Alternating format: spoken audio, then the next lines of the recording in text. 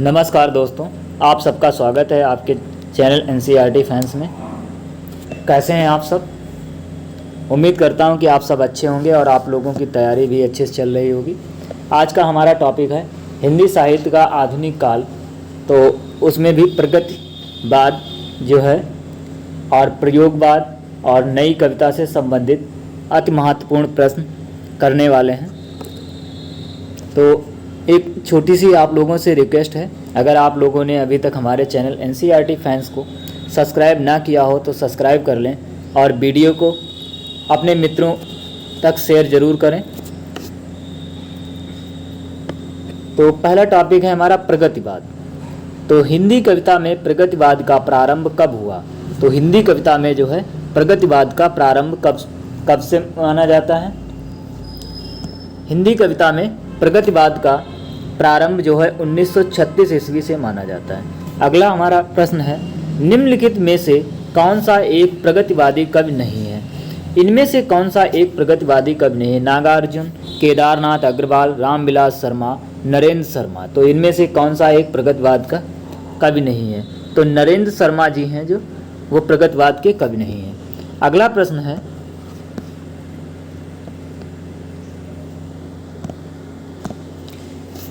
नागार्जुन की रचनाओं को आरोही कालक्रम अनुसार निर्धारित कीजिए। नागार्जुन की जो कविताएं हैं उनको सही कालक्रम के अनुसार निर्धारित करना है। युगधारा, सतरंगे पंखों वाली, प्यासी पथराई आँखें। तो इनका सही क्रम जो है का होगा युगधारा, सतरंगे पंखे वाली, प्यासी पथराई आँखें। तो इसका सही ऑप्शन होगा का। निम्नलिखित में से कौन सी प्रगतिवादी काव्य की विशेषता नहीं है? इनमें से कौन सी प्रगतिवादी काव्य की विशेषता नहीं है? तो जो है इसमें से व्यंग्य जो है प्रगतिवादी काव्य की विशेषता नहीं है। अगला प्रश्न है, दीपक नामक पत्र का संपादन कार्य किसने किया? दीपक नामक जो है पत्र का संपादन कार्य जो है किसने किया? तो यह जो है अज्ञे ने किया। इस प्रकाशन का जो है पत्र का प्रकाशन जो है अज्ञे जी ने किया है। प्रगतिवाद का दार्शनिक आधार क्या है? प्रगतिवाद में जो है दार्शनिक आधार क्या माना जाता है? साम्यवाद जो है प्रगतिवाद में दार्शनिक आधार माना जाता है। प्रगतिशील लेखक संघ की स्थापना किस वर्ष हुई? प्रगतिशील लेखक संघ की स्थापना जो है 1936 ईस्वी में हुई। अगला प्रश्न है, नागार्जुन का वास्तविक नाम क्या है? तो इनका जो है वास्तविक नाम क्या है? वैद्यनाथ मिश्र जी है। अगला प्रश्न है,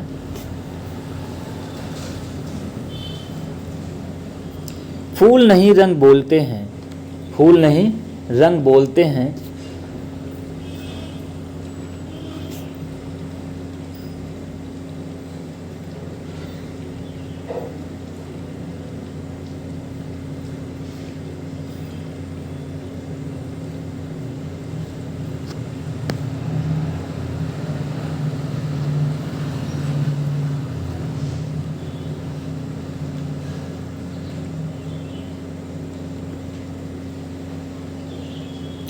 अगला प्रश्न है, फूल नहीं रंग बोलते हैं कविता संग्रह के रचनाकार कौन है? फूल नहीं रंग बोलते हैं कविता संग्रह के रचनाकार कौन है? तो इस प्रश्न का आपका सही ऑप्शन जो है केदारनाथ अग्रवाल जी हैं। अगला प्रश्न है, विश्व के प्रगतिशील लेखकों को संगठित करने का प्रयास सर्वप्रथम कहाँ हुआ? विश्व के प्रगतिशील लेखकों को संगठित करने का प्रयास जो है सर्वप्रथम कहाँ हुआ? तो सर्वप्रथम जो है प्रयास पेरिस में हुआ था। मिट्टी की बारात काव्यकृत के रचनाकार कौन है? मिट्टी की बारात जो है काव्यकृत त्रिलोचन शास्त्री जी हैं। इसके रचनाकार त्रिलोचन शास्त्री जी हैं। अगला प्रश्न है,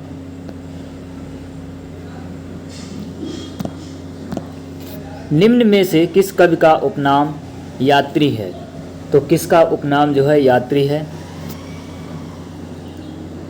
नागार्जुन का नाम जो है उपनाम जो है यात्री है। चंद्र गहना से लौटती बेर कविता के रचयिता कौन है? चंद्र गहना से लौटती बेर कविता के रचयिता कौन है? तो इसके रचयिता जो हैं केदारनाथ अग्रवाल जी हैं। अगला प्रश्न है मास्को अब भी दूर है किसकी रचना है? मास्को अब भी दूर है, तो यह जो है किसकी रचना है? शिव मंगल सिंह सुमन जी की रचना है।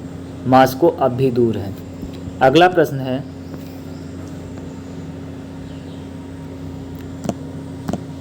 सूर्यकांत त्रिपाठी निराला की कौन सी कविता प्रगतिवादी कही जाती है? सूर्यकांत त्रिपाठी निराला की कौन सी कविता प्रगतिवादी कही जाती है? तो इस प्रश्न का आपका सही ऑप्शन होगा कुकुरमुत्ता। अगला है वह दौड़ती पत्थर। अगला है नए पत्ते। तो ये सभी जो हैं प्रगतिवादी कही जाती हैं। प्रगतिवाद के विषय में कौन सा कथन गलत है? तो प्रगतिवाद के विषय में जो है कौन सा कथन गलत है? अधिकांश प्रगतिवादी काव्य कोरा सिद्धांतवादी है। प्रगतिवाद में प्रेम व्यंजना रोमानी है। प्रगति राजनीति में जो साम्यवाद है साहित्य में वही प्रगतिवाद है। प्रगतिवाद की मूल चेतना वर्ग संघर्ष की अभिव्यक्ति है। तो इनमें से कौन सा गलत कथन है? जो है प्रगतिवाद में प्रेम व्यंजना रोमानी है, तो यह जो है कथन गलत है, बाकी सारे कथन जो हैं सत्य हैं। अगला प्रश्न है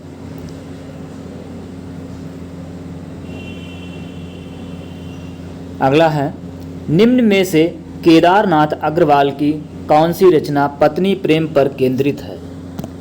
इनमें से कौन सी रचना जो है पत्नी प्रेम पर केंद्रित है?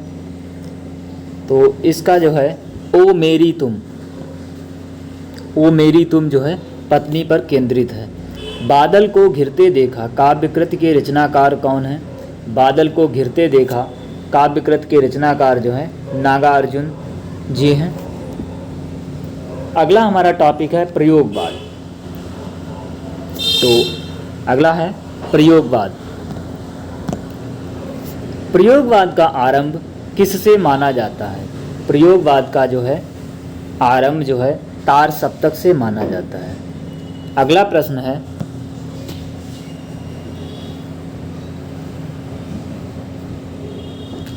प्रयोगवाद के प्रवर्तक कौन है? प्रयोगवाद के जो है प्रवर्तक कौन है? तो प्रयोगवाद के प्रवर्तक जो है आज्ञे जी हैं।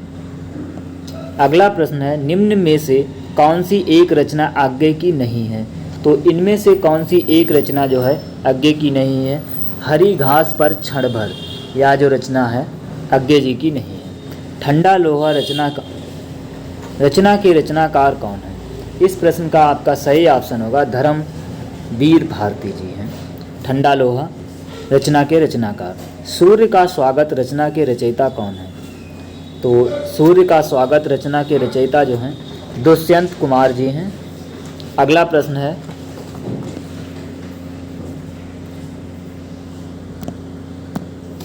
निम्नलिखित में कौन सा एक प्रथम तार सप्तक का कवि है? इनमें से कौन जो है तार सप्तक के कवि हैं? आज्ञे जी जो है तार सप्तक के कवि हैं। अगला प्रश्न है दूसरे तार सप्तक का संपादन कार्य कब हुआ? दूसरे तार सप्तक का संपादन कार्य जो है 1951 ईस्वी में हुआ। अगला प्रश्न है तीसरे तार सप्तक का प्रकाशन कब हुआ? तो तीसरे सप्तक का प्रकाशन जो है 1959 ईस्वी में हुआ। पहला है दूसरा है 51 और तीसरा है 1959। अगला प्रश्न है इनमें से कौन सा एक तीसरे तार सप्तक का कवि नहीं है? तो इनमें से कौन सा तीसरे तार सप्तक का कवि नहीं है? तो जो है प्रभाकर माचवे जो हैं तार सप्तक के कवि नहीं है। अगला प्रश्न है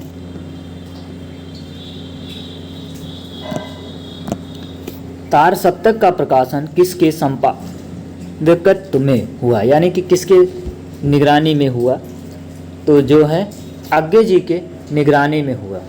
अगला प्रश्न है प्रथम तार सप्तक में कौन सा एक कवि नहीं है? प्रथम तार सप्तक में कौन सा एक कवि नहीं है? हरि नारायण व्यास जी हैं जो, वह नहीं है। नेमी चंद्र जैन जी हैं और मुक्तिबोध हैं और भारत भूषण अग्रवाल भी हैं, तो हरि नारायण व्यास जी नहीं हैं। प्रयोगवादी कविता में भावना है, किंतु हर भावना के आगे एक प्रश्न चिन्ह लगा है।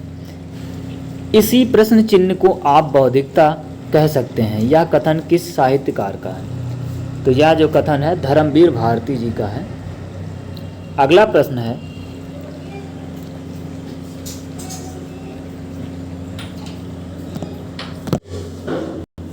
है, चांद का मुंह टेढ़ा है काव्य संग्रह के रचनाकार कौन है? चांद का मुंह टेढ़ा है काव्य संग्रह के रचनाकार हैं गजानन मुक्तिबोध। अगला प्रश्न है, भारत में प्रयोगवाद का आरंभ होने का मूल कारण क्या था?